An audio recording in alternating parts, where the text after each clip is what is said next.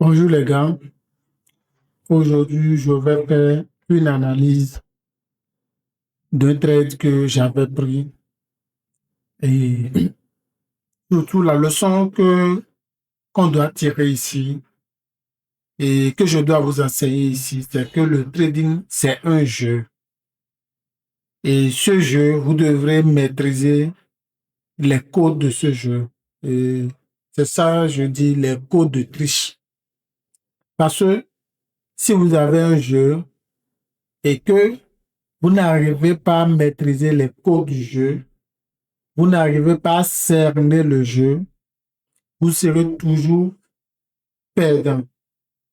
Et c'est surtout à chaque fois que vous essayez, vous devrez apprendre de vos erreurs et aussi vous devrez apprendre de vos succès. Et c'est surtout ça qui va faire que, à la longue, ce jeu, vous allez bien le maîtriser et vous allez bien le jouer correctement. Donc, et sur le logiciel, qu'est-ce qu'on avait? Sur mon logiciel, on avait quoi? Sur le logiciel, on avait que le LZD était à 6. Donc ici, sur le logiciel, on avait le LZD à 6 et suivi du GBP qui était à 5. Mais ici, on va plus se concentrer sur le LZD que j'avais pris en basket. Parce que ici, là où il y a basket 1, il y avait le GBP, mais je ne l'avais pas pris. C'est pourquoi le pourcentage ici est 0. Et au niveau de basket 2, c'est le LZD que j'avais pris. Donc, dans la case, j'ai mis LZD parce que le LZD est fort. Donc, une fois que tu mets LZD, tu cliques sur basket 2, automatiquement, le robot sait déjà les paires de devises qu'il doit prendre. Donc, tu n'as même plus besoin d'aller chercher les paires qu'il faut prendre. Est-ce qu'il faut prendre le SZD USD? Est-ce qu'il faut prendre le SZD CAM? Tout ça, tu n'as même plus besoin de faire. Automatiquement, c'est le robot même qui prend les paires qu'il faut prendre et tu définis le volume. Après, tu définis ton risque en pourcentage, bien sûr. Après le risque en pourcentage par rapport au capital.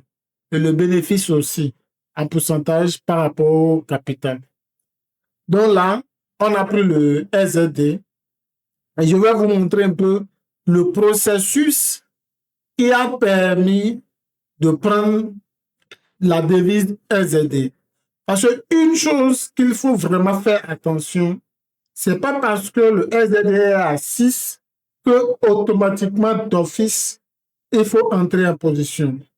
Il faut voir, il faut analyser un peu les graphiques, voir tous les paires qui composent le SZD et tu vois si vraiment c'est le bon momentum et si tu es vraiment dans le bon momentum, et en ce moment, tu peux le prendre et le reste, tu laisses tourner, le marché fera le reste. Donc, je disais que surtout, il faut vraiment maîtriser ce qu'on est en train de faire et parfois savoir attendre les retracements ou bien même parfois les pullbacks.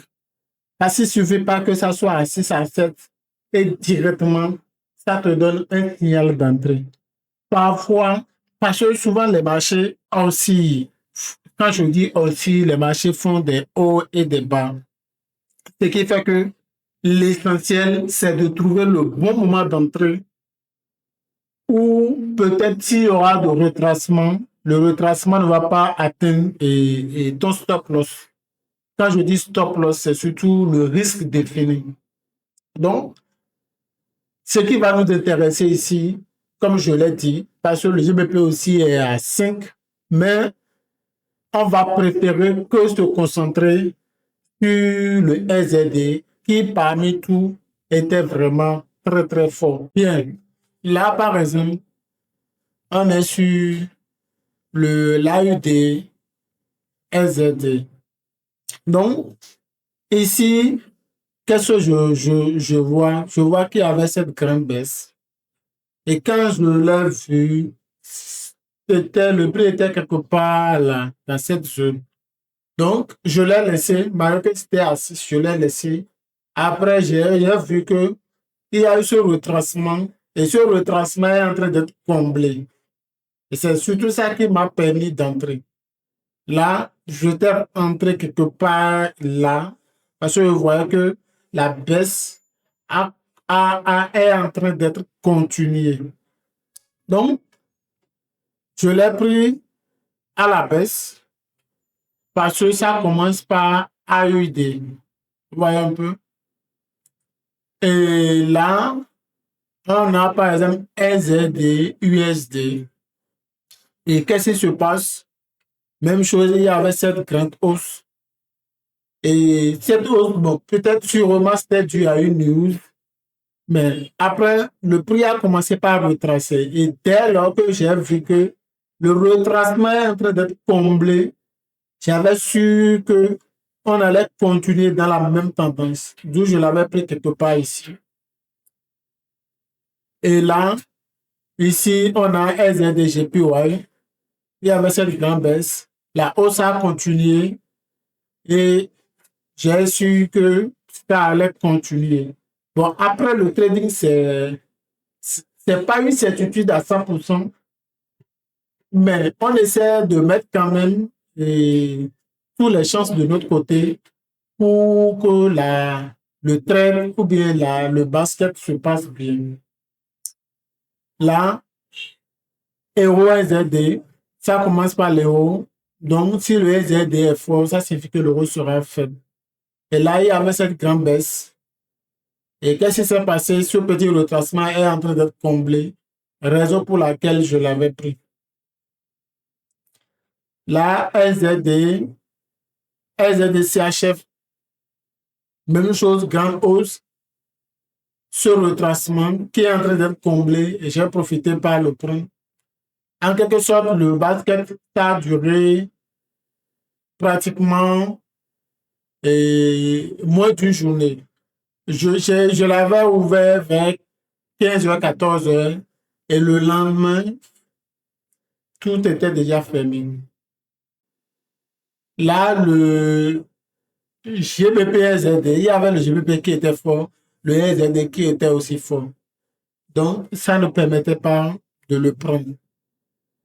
Mais quand même, la force de SZD a été vraiment fort plus que le GBP et c'est ça qui a fait qu'il y a eu cette descente. Là, LZD4, on a cette hausse, ce petit retracement et la hausse a continué. Ça a commencé par le SZD, ça signifie que le SZD est fort. Si le SZD est fort, ça signifie que le cadre est faible. Donc voilà un peu comment l'analyse a été faite et comment le robot vraiment m'aide dans ma prise de décision.